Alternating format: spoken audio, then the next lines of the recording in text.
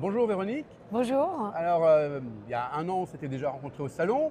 Quel chemin parcouru depuis?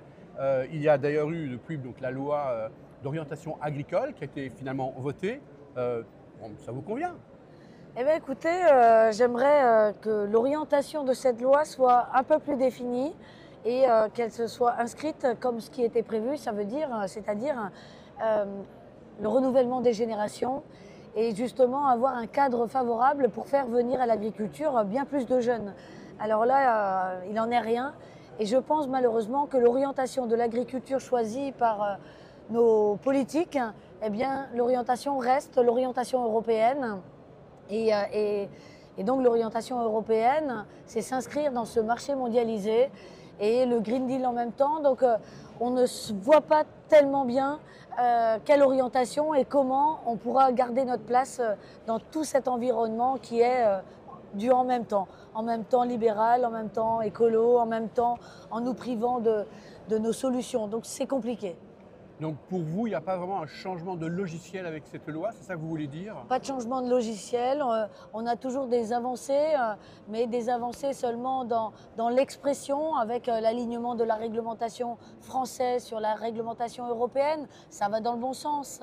Mais alors il aurait fallu, et dès maintenant, dans cette loi, retirer le pouvoir décisionnaire qui a été attribué par une précédente loi d'orientation agricole à l'ANSES.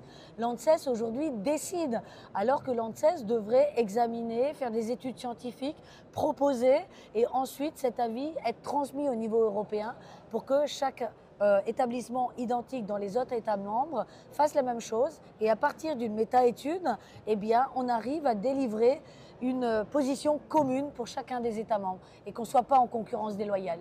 Oui, mais on peut rétorquer que les situations géographiques, climatiques ne sont pas tout à fait les mêmes dans tous les pays. C'est pour ça qu'on a des zones différentes. Mais est-ce que vous pensez que dans ce cadre, l'ANSES doit continuer à donner les AMM ou bien il faudrait retirer ce mandat? Elle peut donner les autorisations de mise en marché. C'est une autorisation, mais qui est validée ou pas validée au niveau européen. Ok. Et concernant la loi, la proposition de loi du sénateur Duplon qui est censée quand même répondre à des questions justement de compétitivité, est-ce que celle-là, vous êtes plutôt favorable ou comment vous la regardez, comment vous la sentez cette Eh loi? bien, la proposition de loi Duplon-Ménonville va dans le bon sens. Elle arrive en bon complément, mais elle aurait pu être intégrée dès le départ dans la loi d'orientation agricole. Et sans aller, en retournant un peu plus loin, on regarde déjà en 2023, début 2023, le sénateur Duplon proposait une loi pour un choc de compétitivité de la ferme France. Tout y était déjà.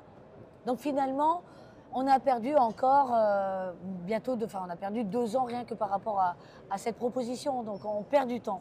Alors quelle sera la principale revendication que vous allez avoir dans les semaines, dans les mois à venir pour l'agriculture? Eh bien déjà 2 points. 2 points, c'est les trésoreries. Pour sauver les trésoreries, déjà avoir un cadre qui facilite l'accès aux prêts, ce qui nous a été promis, les prêts garantis pour l'État, pour nos jeunes, c'est toujours pas d'actualité ou accessible. Tous les prêts pour la restructuration, ça va être seulement à partir de cette semaine en théorie. Donc tout ça, c'est une chose.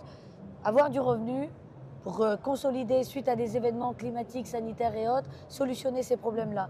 Mais pour s'inscrire dans le long terme, eh bien, il faut du revenu à partir des prix payés pour nos produits. Et là, il faut se tourner du côté des industriels, ces multinationales qui en général sont implantées aussi à l'extérieur de la France et qui justement délocalisent leurs résultats en pouvant exporter pas cher et en important cher.